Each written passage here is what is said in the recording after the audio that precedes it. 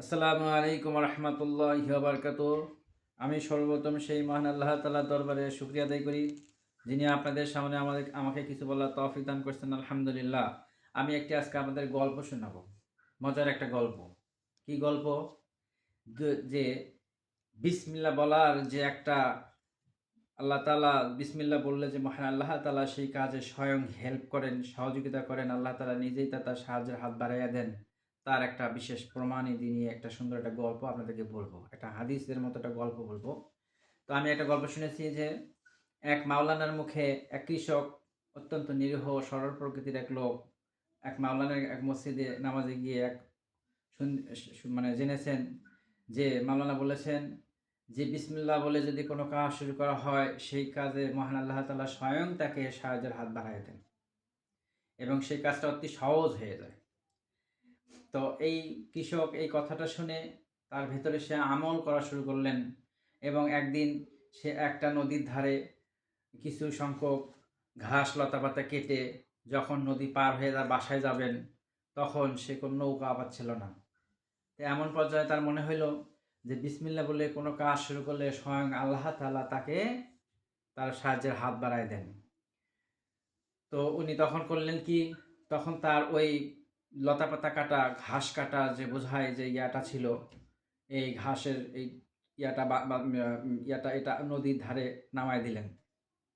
নামায় দিয়ে নদীতে নামায় দেওয়ার পরে তিনি বললেন বিসমিল্লাহ বলে ওই ঘাসের যে ঢিপিটা ছিল, ঘাসের যে বান্ডিলটা ছিল, সেই ঘাসের বান্ডিলের উপর সে উঠলেন। আল্লাহর কি কুদরত!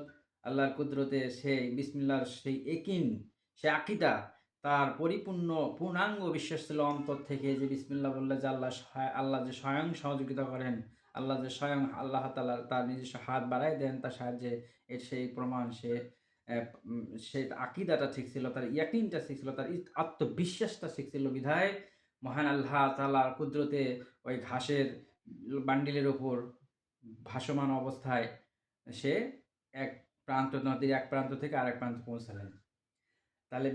তাহলে বুঝতে পারতেছেন যে বিসমিল্লাহ শুধু মুখে না, বিসমিল্লাহ অন্তর থেকে আল্লাহর উপর আস্থা রেখে অন্তর থেকে ইয়াকিনের আকীদাদের সহিত যদি বিশ্বাস স্থাপন করা যায়, মহান আল্লাহ তাআলা তার পাশে বিসমিল্লাহর কুদরতে তাকে সহযোগিতার হাত বাড়ায় দেন।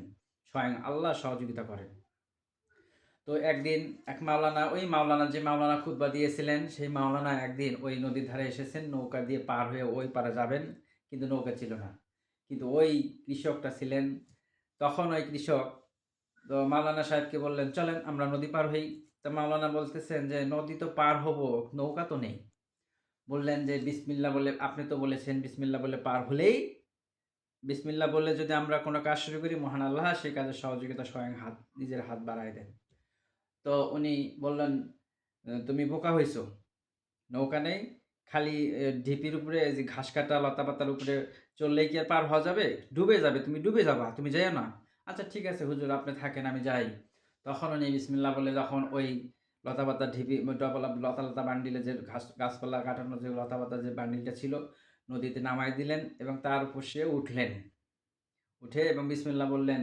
হুজুর দেখলেন যে আসলেই আল্লাহ পাকের অশেষ কুদরতিতে আল্লাহ তাআলার রহমতে সে বান্ডিলটা ইচ্ছাকৃতভাবে ভেসে তাকে নদী পার করে দিলেন। তাহলে এই হচ্ছে আল্লাহ তাআলার উপর আমাদের আল্লাহর প্রত্যেকটা সেক্টরে বিশ্বাস স্থাপন করে ইয়াকিনের সহিত, আকীদার সহিত যদি অন্তর থেকে বিশ্বাস করে আল্লাহ তাআলার উপর পরিপূর্ণ আস্থা রেখে যদি কোনো কাজ করি, বিসমিল্লাহ বলে, ইনশাআল্লাহ মহান আল্লাহ তাআলা সেই কাজে সহযোগিতার হাত বাড়ায় দেন।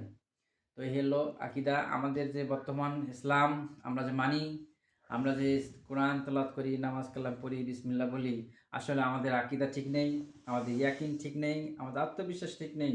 আমরা মুনাফিকি আচরণের অন্তর্ভুক্ত বিধায় আমাদের কোনো কথাই মহান আল্লাহ তাআলা কবুল করেন না। তা আসুন আমরা ইয়াকিনের সহিত, আকীদার সহিত, অন্তরের স্থল থেকে আল্লাহর উপর আত্মবিশ্বাস করে প্রত্যেকটা বিষয় নিয়ে আল্লাহ তাআলা প্রত্যেকটা গুণগান অন্তর থেকে বলি, শুধুমাত্র এক আল্লাহ তাআলার সন্তুষ্টি অর্জনের লক্ষ্যে। মহান আল্লাহ তাআলা আমাদের সবাইকে এই আকীদা ইয়াকিনের উপর বিশ্বাস করে যেকোনো বিষয়ের উপর আমল করার তৌফিক দান করুক। আসসালামু আলাইকুম ওয়া রাহমাতুল্লাহি ওয়া বারাকাতুহু।